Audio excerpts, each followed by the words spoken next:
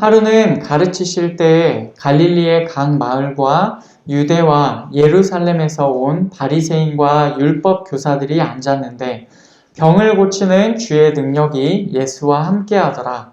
한 중풍병자를 사람들이 침상에 메고 와서 예수 앞에 들여놓고자 하였으나 무리 때문에 메고 들어갈 길을 얻지 못한지라. 지붕에 올라가 기와를 벗기고 병자를 침상째 무리 가운데로 예수 앞에 달아내리니 예수께서 그들의 믿음을 보시고 이르시되 이 사람아 내 죄사함을 받았느니라 하시니 서기관과 바리새인들이 생각하여 이르되 이 신성모독하는 자가 누구냐? 오직 하나님 외에 누가 능히 죄를 사하겠느냐?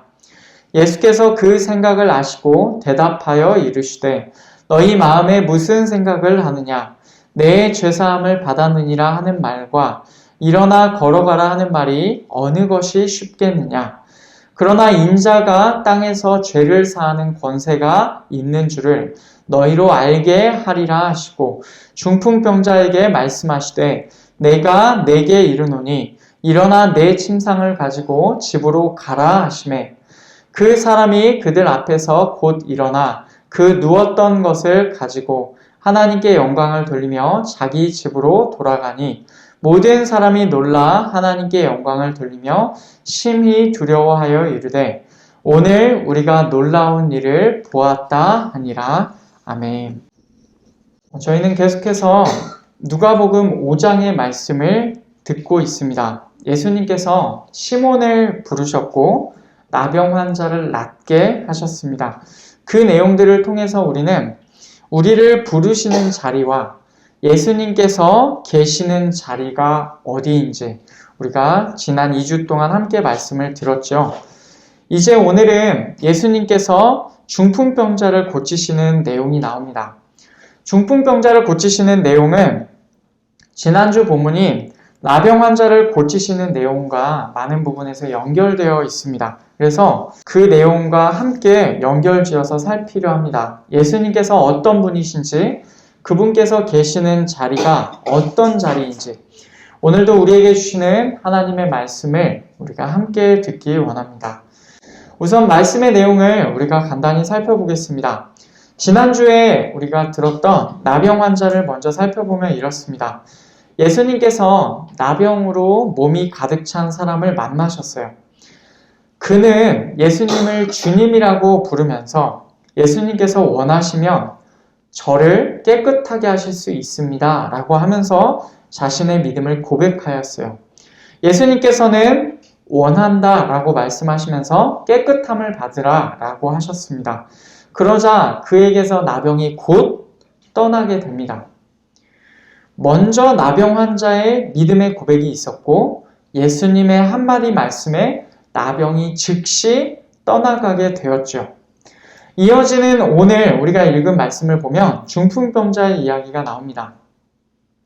예수님께서 가르치고 계셨어요. 사람들이 한 중풍병자를 침상째에 메고 왔습니다. 여기서 중풍병자란 함은 몸이 마비된 자를 가리킵니다. 지금 정황상 전혀 움직일 수 없는 그런 상황에 놓여 있는 사람입니다.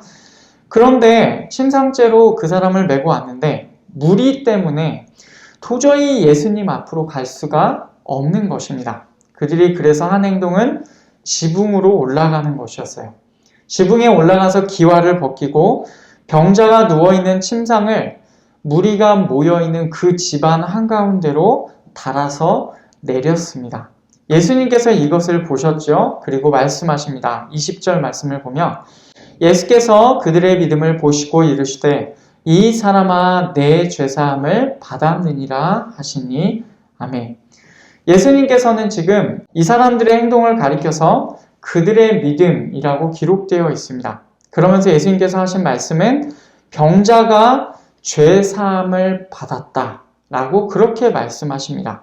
그런데 이때 그 자리에 갈릴리와 유다와 예루살렘에서 온 바리새인들과 율법 교사들이 앉아 있었어요. 예수님께서 방금 하신 이 말 때문에 그들은 속으로 이렇게 생각하였습니다. 21절 말씀 서기관과 바리새인들이 생각하여 이르되 이 신성모독하는 자가 누구냐? 오직 하나님 외에 누가 능히 죄를 사하겠느냐? 아멘. 이 사람들이 갖고 있는 기본적인 생각은 오직 하나님 외에는 누구도 죄를 사할 수가 없다 였습니다. 그래서 이들은 예수님의 말을 신성모독이라고 생각하였습니다. 하나님의 자리를 침범하였다라고 그렇게 생각하는 것이죠. 예수님께서는 그 생각을 아시고 그들의 생각을 드러내시면서 그들에게 더 많은 말씀을 하셨습니다. 그리고는 내용이 어떻게 전개되냐면 마침내 예수님께서 중풍병자에게 일어나서 침상을 가지고 집으로 가라 라고 말씀하셨습니다. 그러자 그 사람이 곧 일어나서 누웠던 것을 가지고 하나님께 영광을 돌리며 집으로 갔어요. 이것을 본 모든 사람들이 놀라서 하나님께 영광을 돌리고 심히 두려워하였다라는 것이 오늘 말씀의 내용입니다. 이 중풍병자의 내용은 그 내용상 두 부분으로 나눌 수가 있어요. 사람들이 중풍병자를 침상째로 들고 예수님을 찾아와서 고침을 받는 내용, 이것이 첫 번째고, 그리고 예수님께서 바리새인들과 서기관들의 생각을 아시고 그들에게 말씀하시는 내용이 두 번째입니다. 중풍병자를 고치시는 내용이 큰 틀인데 그 안에 바리새인들과 서기관들의 생각을 반박하시는 내용이 포함되어 있어요. 바리새인들과 서기관들에게 말씀하신 내용은 우리가 조금 뒤쪽에서 살펴보고 우선은 고침을 받은 중풍병자의 내용을 보겠습니다. 이 내용을 간단하게 정리하면 이렇습니다. 침상에 누운 그 중풍병자와 함께 온 사람들의 믿음을 예수님께서 보시고 그의 죄들이 용서받았다고 말씀하시면서 한마디 말씀을 하십니다. 그러자 그의 마비됨이 즉각 회복되었어요. 여러분, 이것이 오늘 말씀의 내용입니다. 나병 환자를 고치시고 중풍병자를 고치시고 이 두 사건에는 공통점이 있어요. 그것은 믿음이 있었다는 것입니다. 나병 환자는 예수님을 주님이라고 불렀어요. 예수님께서 원하시면 자기를 깨끗하게 하실 수 있다라고 믿음의 고백을 하였습니다. 중풍병자의 경우에는 지붕의 기와를 벗기고서라도 예수님 앞에 가야 된다. 그래야 이 중풍병자가 살 수 있다라는 믿음을 가지고 그를 데리고 온 사람들의 행동을 가리켜서 예수님께서 그들의 믿음을 보셨다라고 그렇게 말하고 있습니다.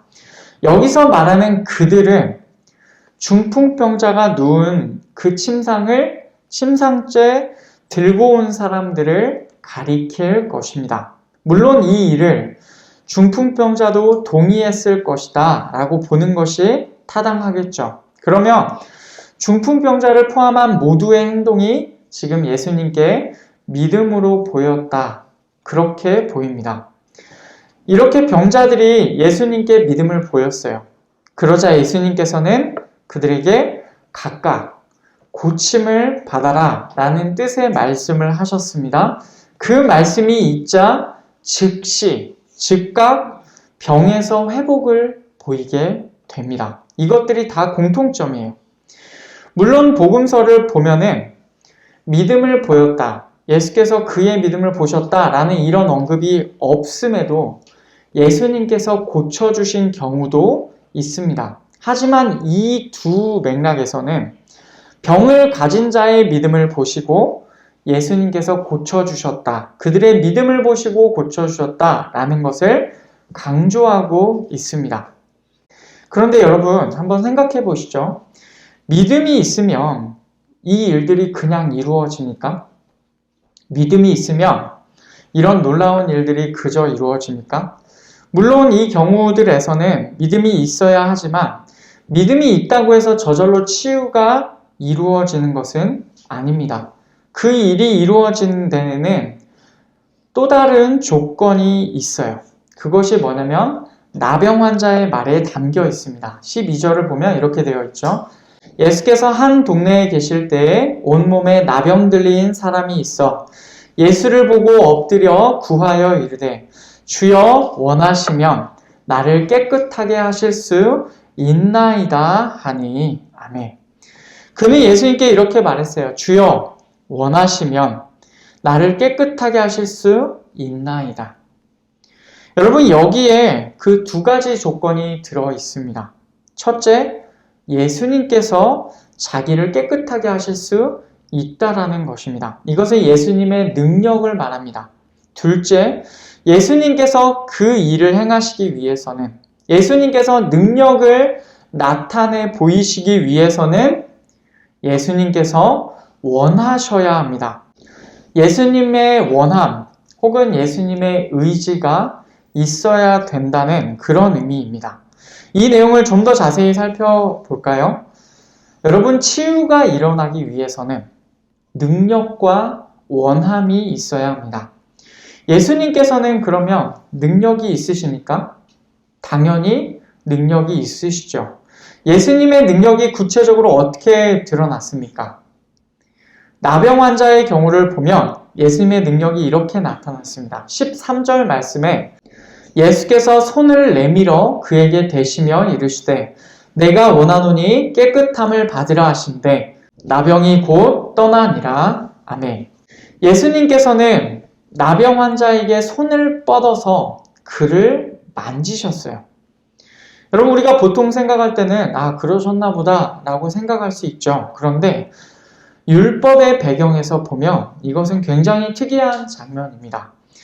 구약의 율법에서 나병은 부정결한 것으로 규정되어 있습니다. 그 등급이 아주 높아요.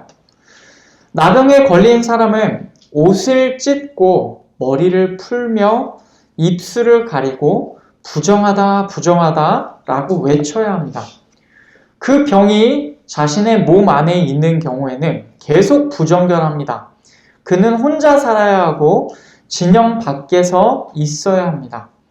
일반적인 사람들에게 있어서 이런 나병 환자와의 접촉은 있을 수 없는 일이며 있어서도 안 될 일이었어요.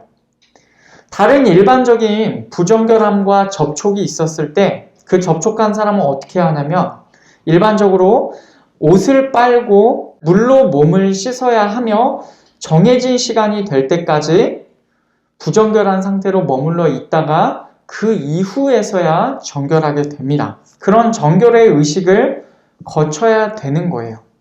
이것이 율법의 기본 원칙이고 마찬가지로 나병의 경우도 그러할 것입니다. 접촉한 것만으로도 부정결하게 여겨졌을 것이고 그리고 접촉만으로 그에게도 나병이 옮을 수가 있는 것이죠. 그런데 예수님의 경우에는 지금 부정결함의 대명사라고 할 수 있는 나병 환자를 어떻게 하십니까? 직접 만지셨어요.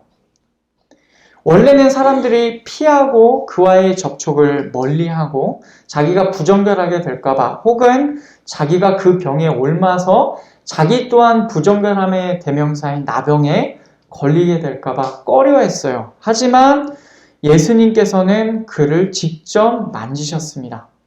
보통의 경우는 어떻게 되겠습니까?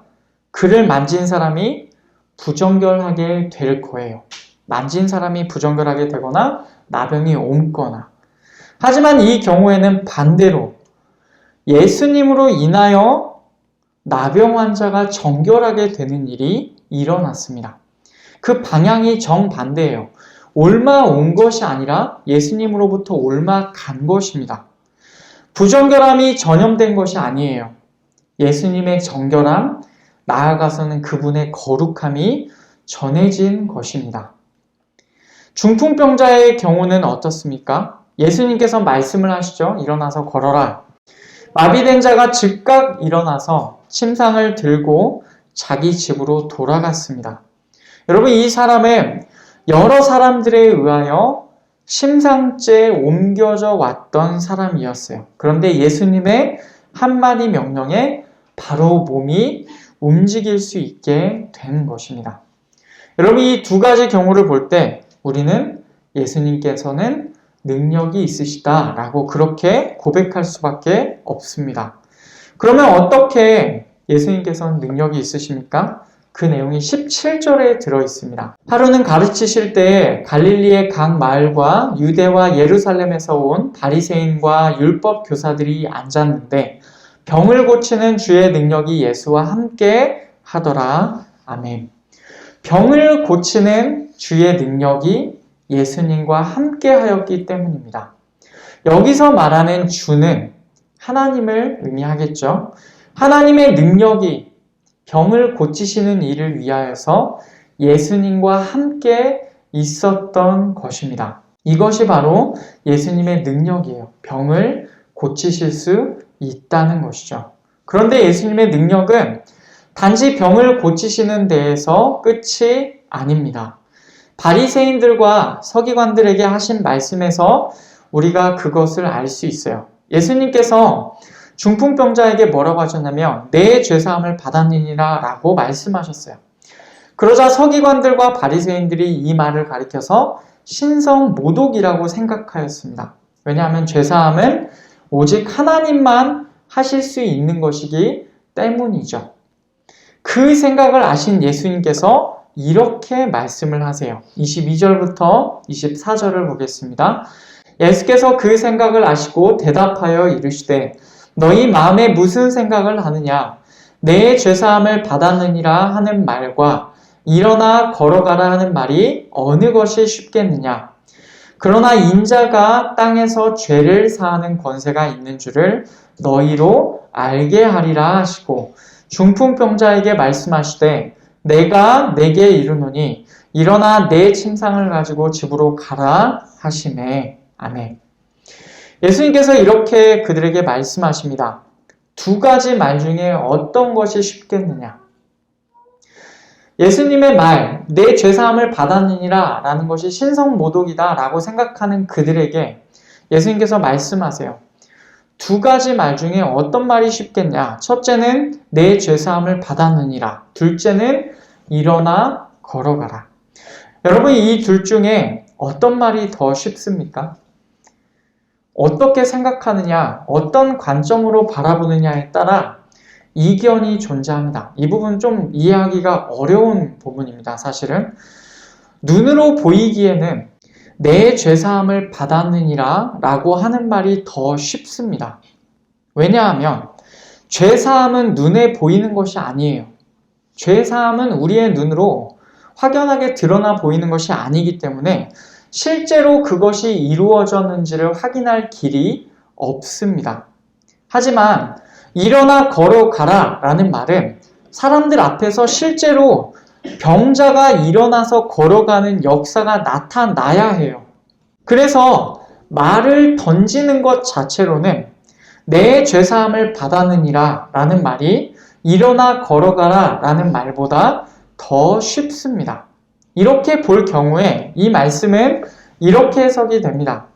중풍병자가 일어나 걷는 더 어려운 일, 이것이 더 어려운 일이죠. 이 더 어려운 일을 이루어지는 것을 통하여서 그것보다 더 쉬운 일, 쉬워 보이는 일, 죄사함을 받게 하는 일도 내가 할 수 있다라는 그런 것을 증명하신 것이다. 그렇게 볼 수 있겠습니다. 더 어려운 일이 사람들 눈앞에 이루어지는 것을 통해서 더 쉬운 일도 이루실 수 있는 분이다. 이분이 그런 것을 보여주는 거예요. 이것은 눈으로 보이는 경우에 해당합니다. 그러나 서기관들과 바리새인들처럼 이 말의 깊은 의미를 아는 자들에게는 이 내용이 반대로 생각될 수가 있습니다. 즉, 말의 무게에 있어서는 내 죄사함을 받았느니라 라는 말이 일어나 걸어라 라는 말보다 훨씬 더 어려운 말입니다. 앞에서 본 대로 죄사함의 일은 오직 하나님만 하실 수 있는 일이기 때문에 그렇습니다. 그래서 그들은 어떻게 생각합니까? 예수님의 말을 신성모독이라고 여겼습니다. 이 경우에는 사실은 예수님께서 상대적으로 무게가 가벼운 말인 일어나 걸어라, 이것만 말씀하셔도 될 일이었습니다. 그러나 그 사람들의 오해를 불러일으키는 것을 감수하시면서 예수님께서 더 무게가 있는 말을 굳이 말씀하셨습니다. 그리고는 병을 고쳐주셨죠. 아마도 이 병은 그 중풍병자의 죄들과 연관이 있었던 것으로 보입니다. 내 죄사함을 받았느니라 라고 말씀하신 다음에 일어나 걸어라 라고 하셨어요. 아마도 관련이 있을 것으로 보입니다.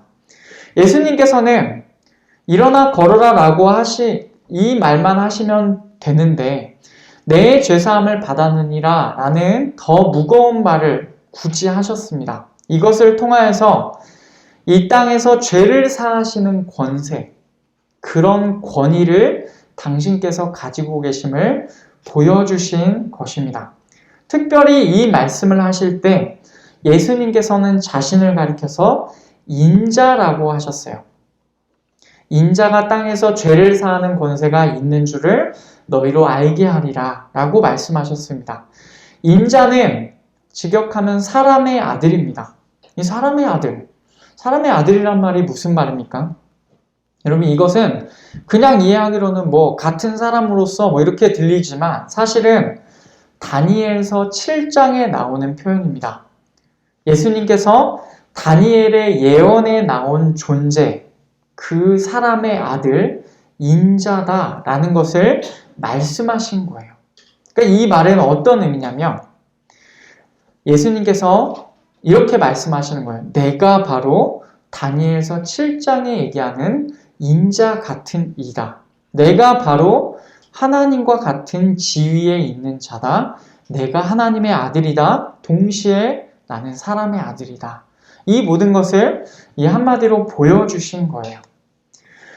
이렇게 예수님께서는 하나님의 아들로서의 권위를 가지고 계시면서 죄를 사하실 수도 있고 병을 고치실 수도 있는 능력이 있으신 분이십니다.